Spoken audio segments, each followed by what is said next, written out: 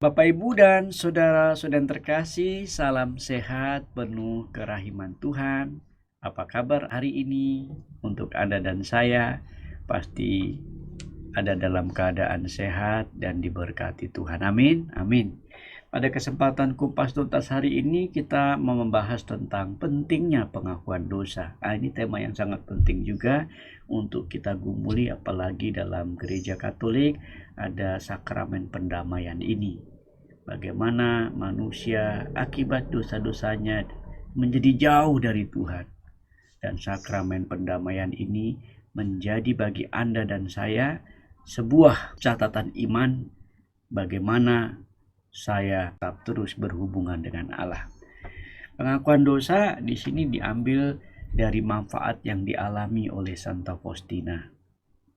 Mungkin kita mau sedikit melihat mengapa sakramen pengakuan dosa ada dalam gereja Katolik. Dalam Injil Yohanes kita bisa melihat itu pada bab 19 ya. Di sana dikatakan, "Terimalah Roh Kudus. Jikalau engkau mengampuni dosa orang, dosanya diampuni. Jikalau engkau menyatakan dosa orang tetap, maka dosanya tetap." Ini pernyataan Yesus sendiri, saudara-saudara yang terkasih.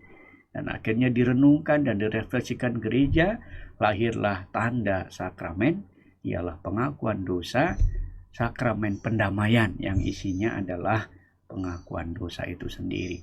Kenapa kok pengakuan dosanya harus kepada manusia lah? Ini kan perintah Tuhan sendiri yang memberi wewenang kepada para imamnya, pada para muridnya. Jadi bukan kepada Romo, enggak kok, itu mengaku dosanya kepada Allah, tapi melalui gerejanya yang didengarkan diwakili oleh seorang imam. Dan imam ini disumpah sampai mati tidak boleh membocorkan rahasia pengakuan dosa. Kalau sampai membocorkan, terkutuklah kita. Ini ada etikanya dan sangat konfidensial.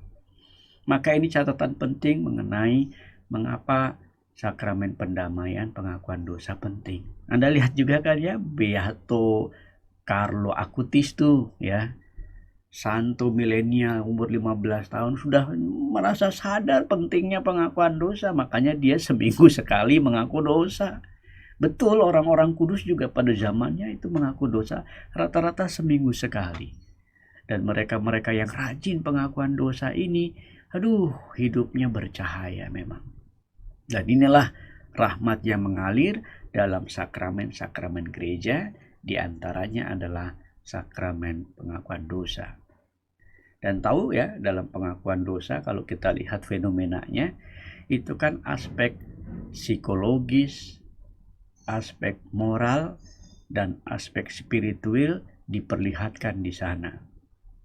Aspek psikologisnya adalah ketika orang punya dosa, Bapak Ibu, siapa sih yang gak mengalami beban?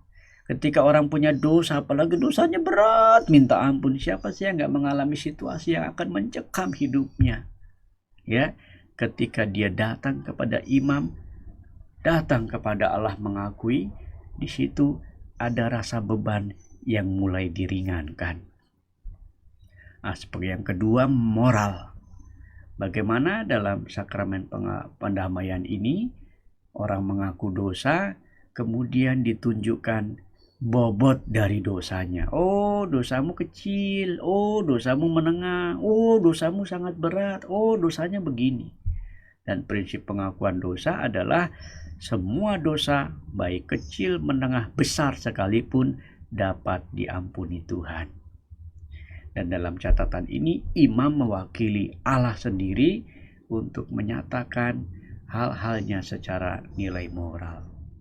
Dan aspek yang terakhir, spiritual. Sebagaimana rahmat pengakuan dosa membawa berkat pendamaian dan penghapusan dosa dari Allah sendiri, itu seperti yang dikatakan dalam Injil. Terimalah Roh Kudus. Jikalau engkau mengampuni dosa orang, dosanya diampuni. Ini loh permenungannya, dasar biblis pengakuan dosa dalam gereja Katolik. Kita lihat pengalaman Santa Faustina. Apa manfaatnya?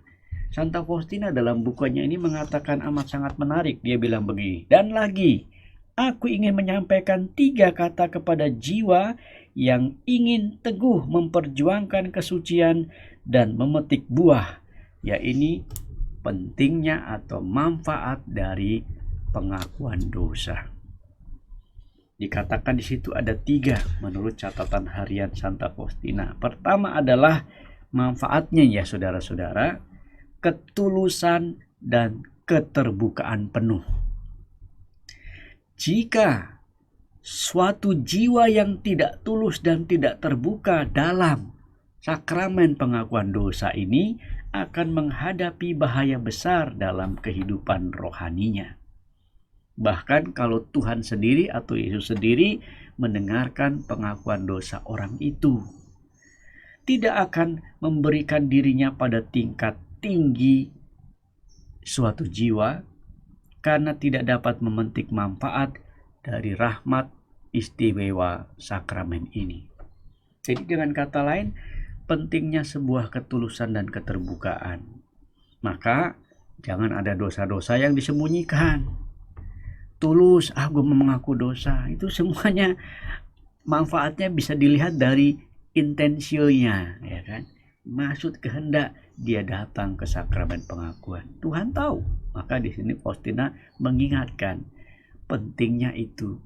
Coba siapa yang mengaku dosa, jiwa orang yang mengaku dosa harus penuh ketulusan dan penuh keterbukaan penuh.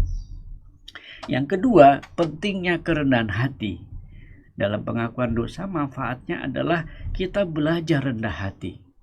Dari semua kenyataan hidup Anda dan saya, ternyata Anda punya dosa kan? Siapa sih Anda dan saya? Ya, termasuk saya ini, Romo Rudi Hartono. Siapa kita yang gak punya dosa? Manusia mudah rapuh. Dikit-dikit kita bisa dosa, dikit-dikit kita bisa mengalami kenyataan atas perbuatan jahat hidup Anda dan saya. Bisa jadi manusia rapuh. Dan dari pengalaman ini, manfaat dari pengakuan dosa adalah sebuah kerendahan hati. Kita tidak mau jatuh dalam sebuah kesombongan yang membelenggu jiwa di dalam kegelapan. Jiwa yang sombong, dikatakan dalam buku harian Santa Faustina, tidak tahu dan tidak mau memeriksa dirinya dengan cermat. Makanya kan dalam pengakuan dosa perlu ada namanya pemeriksaan batin. Nah ini saya kira digarisbawahi di sana. Supaya setiap orang tahu dan mau memeriksa dirinya dengan cermat. Dan kalau tidak, dia hanyut dalam kesombongan, dikatakan betapa memprihatinkan keadaannya.